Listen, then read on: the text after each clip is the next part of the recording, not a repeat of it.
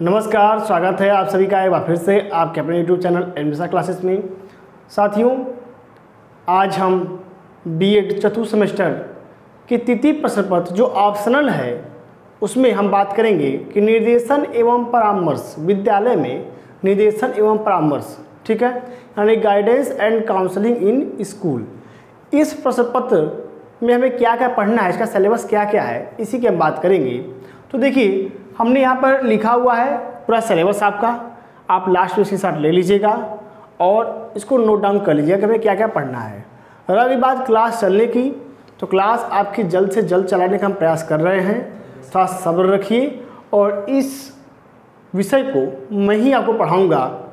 और अभी बात भारतीय शिक्षा का इतिहास, तो भारतीय शिक्षा का इतिहास आपको आनंद सर पढ़ाएंगे, उसे मैं नहीं पढ़ाऊँगा, सिलेबस बस मैंने बता दिया आपको, ठीक है। तो देखेंगे इसमें हमें क्या क्या पढ़ना है, सिलेबस देख लीजिए, क्योंकि सबसे पहले हमें जान लेना जरूरी है कि हमें पढ़ना क्या क्या है। इसके बाद तो पढ़ाई चलती रहेगी। और मैंने आप सभी से वादा किया है कि जिसका सिलेबस मैंने आपको लिखवाया है उसकी आपकी क्लासेस परीक्षा से पहले पूरी समाप्त कर दी जाएंगी। भरोसे आप कायम रखिए अपना, ठीक है। तो चलिए देखते हैं। सबसे पहले इकाई एक में पढ़ना है निर्देशन। निर्देशन में पढ़ना है हमें कि भारतीय संदर्भ में निर्देशन की क्या अवधारणा है, यानी कि भारत के परिप्रेक्ष्य में अगर देखा जाए तो निर्देशन किसे कहते हैं और निर्देशन की आवश्यकता क्या है, ठीक है। इसके बाद उद्देश्य निर्देशन के क्या है और इसकी स्थिति भारत में क्या है, ठीक है। निर्देश अक्सर हम देखेंगे यूनिट बी में, ठीक है, आपके इकाई एक के बी में देखेंगे हम निर्देशन के सिद्धांत, यानी क्या क्या इसके प्रिंसिपल्स हैं निर्देशन के और एवं मूलभूत धारणाएं और क्या क्या धारणाएं हैं। इस बार निर्देशन के विभिन्न सिद्धांत, निर्देशन के सिद्धांत क्या क्या हैं, हम सिद्धांतों पर चर्चा करेंगे जो निर्देशन के विभिन्न सिद्धांत हैं। उसके बाद है भारतीय संदर्भ में आधुनिक प्रवृत्तियां एवं समस्याएं, और भारत के संदर्भ में क्या क्या समस्याएं हैं मूल्यांकन को लेकर के और निर्देशन के संबंध में, इन्हीं की हम चर्चा करेंगे। यह हो गई हमारे इकाई एक की बात। हम इकाई दो पे आएंगे। इकाई दो में हम देखेंगे कि निर्देशन के प्रकार हमें पढ़ने हैं। तो निर्देशन के प्रकार कई सारे हैं, जिसमें हमें पढ़ना है शैक्षिक निर्देशन, व्यवसायिक निर्देशन एवं व्यक्तिगत निर्देशन। इसका मतलब ये है कि शिक्षा के क्षेत्र में निर्देशन कैसा होता है, व्यवसाय के क्षेत्र में निर्देशन किस प्रकार का होता है, उसकी आवश्यकता क्या है, महत्व क्या है, लाभ क्या है, हानि क्या है, व्यक्तिगत निर्देशन के क्या लाभ हैं, क्या सीमाएँ हैं, इनको पढ़ेंगे हम। आगे देखेंगे हम विशिष्ट बालकों हेतु निर्देशन की आवश्यकता एवं इस क्षेत्र में चल रहे प्रयास। अब हम देखेंगे कि जो विशिष्ट बालक हैं उनके लिए निर्देशन की क्या आवश्यकता है, क्या आवश्यकता है कि हम विशिष्ट बालकों को निर्देशित करें। इसके संदर्भ में हम अच्छे से विस्तृत चर्चा करेंगे। इसके बाद इस क्षेत्र में चल रहे प्रयास, अधिगम अक्षम बालक और विशिष्ट बालकों को निर्देशन प्रदान करने के लिए क्या क्या प्रयास चल रहे हैं सरकारी स्तर पर, गैर सरकारी स्तर पर, इसकी चर्चा की जाएगी। और अधिगम अक्षम बालक, यानी जो बालक अधिगम करने में असमर्थ हैं उनके लिए निर्देशन कैसे एक मील का पत्थर साबित हो सकता है, उसकी हम चर्चा यहाँ पे करेंगे, ठीक है। आगे देखेंगे हम इकाई तीन। इकाई तीन में पढ़ना है परामर्श का अर्थ, ठीक है। ये तो था बात निर्देशन का और ये है परामर्श की बात, ठीक है।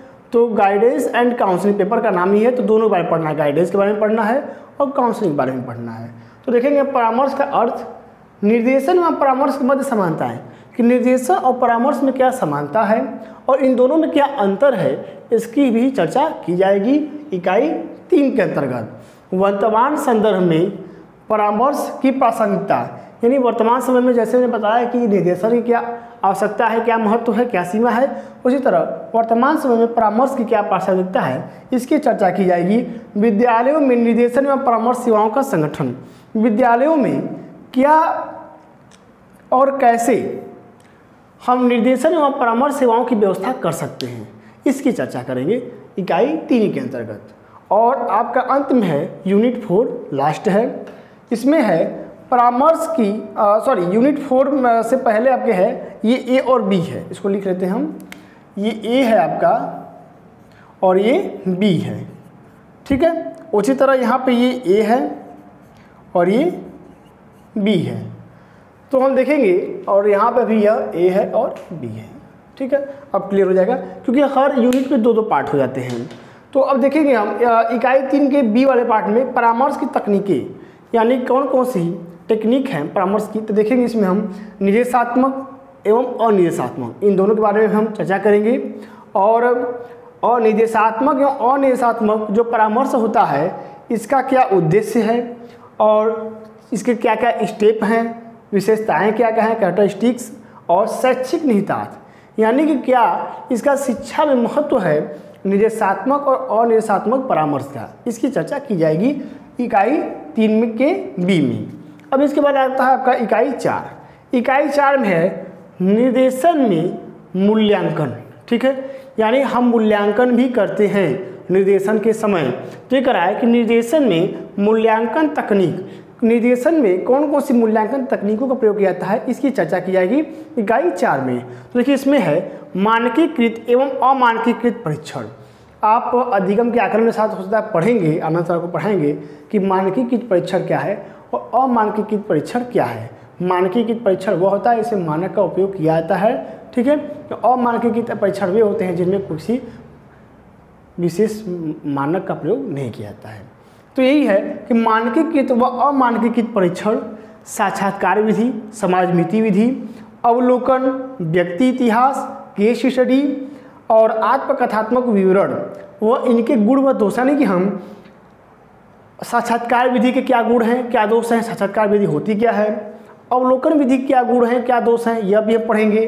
व्यक्ति इतिहास विधि के क्या गुण हैं, क्या दोष हैं, व्यक्ति इतिहास विधि कहते किसे हैं, इसको पढ़ेंगे। और केस अध्ययन क्या है इसके बारे में पढ़ेंगे हम। तो ये जो विधियां हैं किसी व्यक्ति का मूल्यांकन करने के लिए, इनकी हम गुण और सीमाएं भी पढ़ेंगे। इसके बाद सबसे अंत में आता है बी में संचयी अभिलेखों का गठन। जो अभिलेख हैं उनको संग्रह करते हैं, तो अभिलेखों का संग्रह हम कैसे करते हैं, उनके क्या क्या स्टेप्स हैं और उनके क्या इम्पोर्टेंस है, कि महत्व हैं, इसकी चर्चा की जाएगी। तो यह है आपका विद्यालय में निर्देशन व परामर्श जो आपका पेपर 3 है। ध्यान दीजिएगा जब आप किताबें लेंगे, अगर भाई जो आप ठाकुर पब्लिकेशन किताब लेते हैं तो उसमें हो सकता है कि आपको यह पेपर 4 दिखाई दे, लेकिन यह पेपर 4 होता नहीं है, यह आपका पेपर 3 है। लिख भी देता हूँ, ठीक है। विदेशा ये जो है ये आपका पेपर 3 है, ठीक, 3rd पेपर। ये तीसरा पेपर है, आप उसको देख कंफ्यूज मत होइएगा। चौथा पेपर आपका होता है जो आनंद साहब को पढ़ाएंगे वही है, ठीक है, यानी भारतीय शिक्षा का इतिहास, हिस्ट्री ऑफ इंडियन एजुकेशन। तो ये आपका हो गया सिलेबस।